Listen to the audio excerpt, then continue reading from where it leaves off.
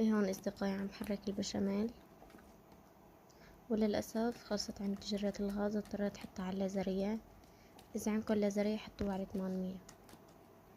أقل أقل من هيك ما بيمشي الحال، ولا أكتر من هيك كمان ما بيمشي الحال. إذا عللتوا الحرارة أكتر من هيك بتصير يعني بتشوط. ما شاء الله صار القوام معانا هيك 100 100. أنا جبت منسف حراري من هذا بنحط بالفرن، وبحط عليه البشاميل. إذا عندكم صينية ألمنيوم كمان بيمشي الحال، بس أنا موجود عندي منسف حراري. أصدقائي بنحط بشاميل بس في المنسف.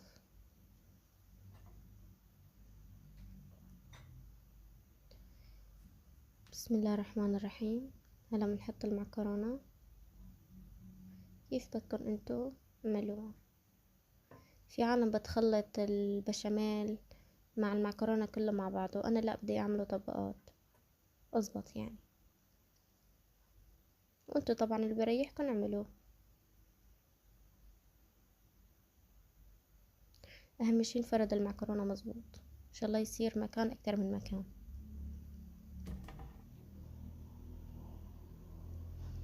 بسم الله. والبشاميل بنشبعه للكل المعكرونة. أول شي أول ما بنبدأ بالأطراف بعدين للنص.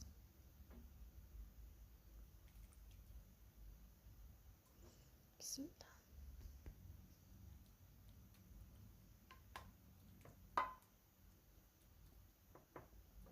هيك كلهم نغلغله مع بعضه.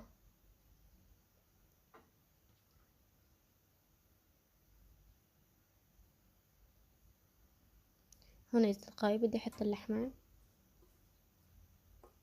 ما شاء الله شكل اللحمة بتشهي القلب. كمان بنحطها على كل المنسف.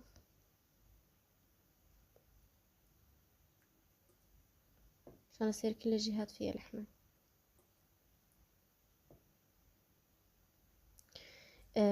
كمان البشاميل أصدقائي بنعمل كمان بطريقة تانية، فيكم تعملوه بالخضار.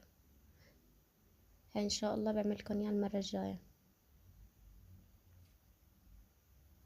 بنحط بقلبه بندورة وفلفل خضرا، بتطلع شي طيب. بس لصراحة عائلتي أنا بترغب للحمة والبصل، يعني بهي الطريقة اللي عفرجيكم إياها عائلتي بيحبوها يعني. الصراحة أنا من جهتي بحب الخضار أكتر. بالدبس البندورة هيك بتطلع تمام.